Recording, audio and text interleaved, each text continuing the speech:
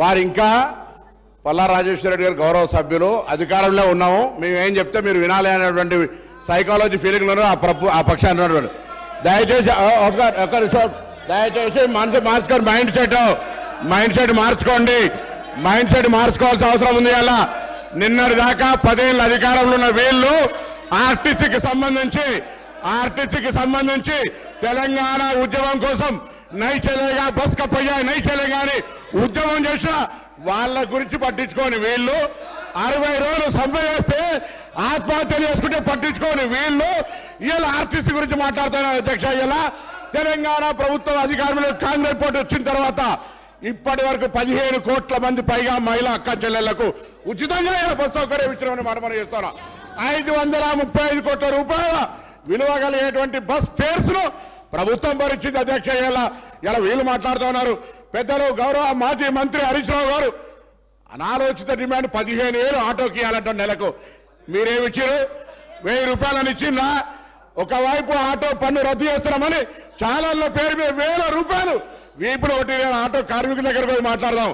సభను తప్పుదో పట్టించే విధంగా 21 మంది ఆత్మహత్య చేసుకున్నారని చెప్తా ఉన్నారు. ఇలా అవన్నీ కూడా మీరు అనవసరంగా ప్రేరేపించి వాళ్ళని మన దగ్గర ఎక్కడ కూడా ఇలా సార్, మేము ఆటో బస్సు ప్యాసింజర్ ఇంటికి పోతలే, ఆటో బస్సు బస్ స్టాండ్కు ఆటో వాళ్ళను బస్ స్టాండ్కి తీసుకొచ్చే బాధ్యత ప్రజలను ఆటోనే బస్ స్టాండ్కి తీసుకొస్తా ఉన్నది. బస్సు ప్యాసింజర్ ఇంటికి పోతలేదు. మారిపోయింది ఎక్కడ అధ్యక్ష? మేము మహిళలకు మీకు నిజంగా ధైర్యం ఉంటే మీ ప్రభుత్వంలో ఉన్నటువంటి వాళ్ళు చేయలే, మేము ఇలా తెలంగాణ అక్క చెల్లెలకు వద్దా చెప్పండి. మీరు వ్యతిరేకిస్తున్నారో చెప్పండి. స్పష్టంగా చెప్పకుండా దొంగ తిరుగుడు ఎవరేమో ఇలా దయ్యాలు వేయాలు వాళ్ళు ఇచ్చినట్టు పెద్ద పెద్ద దొరలు ఆటోలు వస్తా ఉన్నారు. ఎన్నడూ బెంజి కార్లు దిగిన వాళ్ళు ఆటోలో వస్తున్నారు.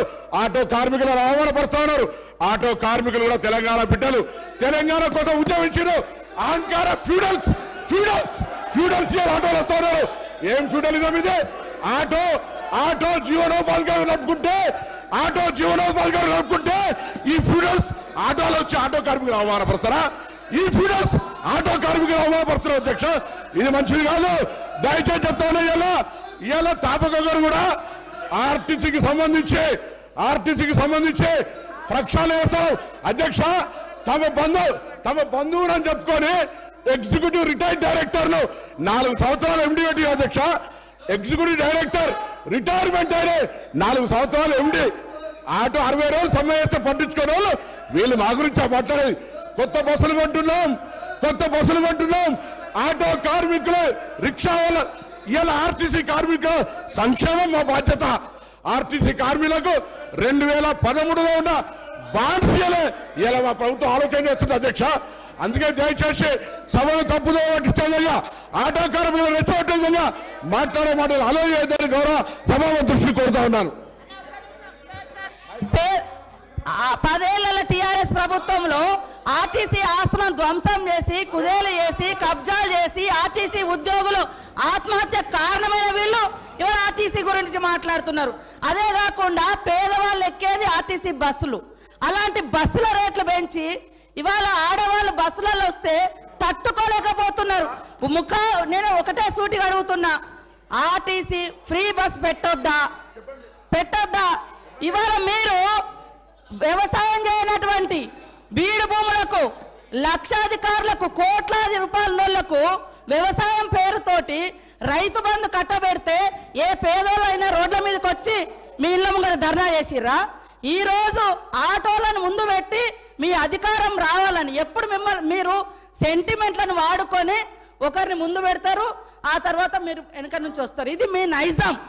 గతంలో కూడా అగ్గిపుల్లలు దొరకక డ్రామాలు చేస్తే పాపం వేరే పిల్లలు ఆత్మహత్య చేసుకున్నారు.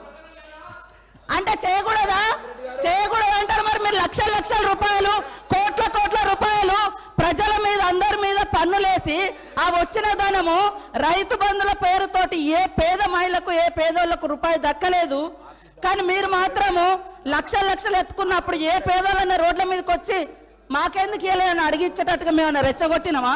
ఇవాళ అక్క చెల్లెళ్ళు అడుగుతున్నారు, నెలకు 5-6 వేలు మాకు మిగులుతున్నాయి ఆర్టీసీ బస్ తోటి. అంటే వీళ్ళు ఎందుకు తట్టుకోలేకపోతున్నారో నేను అడుగుతున్నా. మరి ఎక్కడ ఏం దొరకనట్టుగా అదే మాట్లాడుతున్నారు. మొత్తం వీళ్ళు అన్ని తీసేయండి. కాబట్టి ఆర్టీసీ బస్సులలో మహిళలు ప్రయాణం చేస్తే మీకేం ప్రాబ్లం అది చెప్పండి. పల్లా రాజేశ్వర రెడ్డి గారు